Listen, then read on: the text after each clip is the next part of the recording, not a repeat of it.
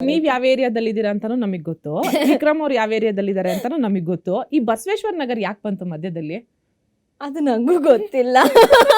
Sudeep sir 2-3 ಸಲ ಹೇಳಿದಾರೆ ಅದನ್ನ, ಬಸವೇಶ್ವರ ನಗರ್ ಅಂತ. ಅವರು ಅದ್ ಯಾವ ಟೈಮಲ್ಲಿ ನಾವು ಮಾತಾಡಿದ್ವಿ ಅಂತ ನಂಗೆ ಇವಾಗ್ಲೂ ನೆನಪಾಗ್ಲಿಲ್ಲ. ಫಿನಾಲೆಲ್ಲೂ ಒಂದು ವಿಟಿ ಆಗ್ದಾಗ ಅದು ಬಂತು. ಯಾವ ವಿಚಾರದಲ್ಲಿ ನಾವು ಮಾತಾಡಿದ್ವಿ, ಇಷ್ಟೊಂದು ಫೇಮಸ್ ಆಯ್ತಲ್ಲ, ಎಷ್ಟು ಬಾರಿ ಮಾತಾಡಿದೀವಿ, ಯಾಕಂದ್ರೆ ನಂಗೆ ಮಾತಾಡಿರೋದು ನೆನಪೇ ಇಲ್ಲ.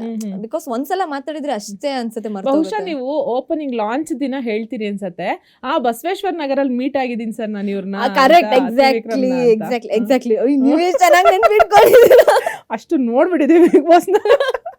ಹೌದು, ಎಕ್ಸಾಕ್ಟ್ಲಿ. ನಾನು ಅವ್ರನ್ನ 1-2 ಸಲ ಅಲ್ಲಿ ಹೋಗುವಾಗ, ಅಂದ್ರೆ ಅವರು ಮೀಟಿಂಗ್ ಅಲ್ಲಿ ಕಾಫಿ ಡೇಲ್ ಅನ್ಸುತ್ತೆ, ನಾನು ಅದೇ ಮೀಟಿಂಗ್ ಹೋದಾಗ ಹಿಂಗೆ ಸಿಕ್ದಾಗ ಹಾಯ್ ಅಂತ ಹೇಳಿ, ಇಷ್ಟೆಲ್ಲ ಕ್ಲೋಸೇ ಇರ್ಲಿಲ್ಲ ನಾವು. ಹಾಯ್ ಅಷ್ಟೇ. ಅದಾದ್ಮೇಲೆ ನಾನು ಬಿಗ್ ಬಾಸ್ ಮನೆ ಒಳಗೆ ಹೋದ್ಮೇಲೆ ಗೊತ್ತಾಗಿದ್ದು, ನಾನು ಅವರು ಸೇರಿ ಒಂದು ಪ್ರಾಜೆಕ್ಟ್ ಮಾಡ್ಬೇಕಿತ್ತಂತೆ. ಅವರೇ ಅದಕ್ಕೆ ಹೀರೋ, ನಾನೇ ಅದಕ್ಕೆ ಹೀರೋಯಿನ್ ಆಗಿದ್ದೆ. ನಂಗೆ ಗೊತ್ತಿರ್ಲಿಲ್ಲ, ಅದಕ್ಕೆ ನಾನು ಮಾಡ್ತಿದ್ದೆ ಅಂತ ಹೇಳಿದ್ರು. ಹೀರೋ ಬೇರೆ ಅವ್ರು ಇದಾರೆ ಅಂತ ಹೇಳಿದ್ರು, ನಂಗೂ ಗೊತ್ತಿರ್ಲಿಲ್ಲ. ಹೇಳ್ತೀವಿ ಅಂತ ಹೇಳಿದ್ರು. ಆಮೇಲೆ ಗೊತ್ತಾಗಿದ್ದು ಅದು ತ್ರಿವಿಕ್ರಮ್ ಹೀರೋ ಆಗ್ಬೇಕಿತ್ತು ಅಂತ. ಈಗ ನೆಕ್ಸ್ಟ್ ಕಂಟಿನ್ಯೂ ಆಗತ್ ಬಿಡಿ, ಗೊತ್ತಿಲ್ಲ. ಬಹುಶಃ ಅಲ್ಲಿಂದ ಬಂದಿದ್ದು ಬಸವೇಶ್ವರ ನಗರ ಅದು. ಅದೇ ಹೇಳಿದ್ದೆ, ಕಾಫಿ ಡೇಲ್ ಒಂದ್ಸಲ ನೋಡಿದೆ ಹಾಯ್ ಅಂತ ಹೇಳಿದ್ದು. ಸೊ ಅದ್ರದ್ದು ಹಂಗೆ ಬಸವೇಶ್ವರ ನಗರ ಅಂತ ಹಿಂಗೆ ಶುರು ಕಂಟಿನ್ಯೂ ಆಗಿದೆ.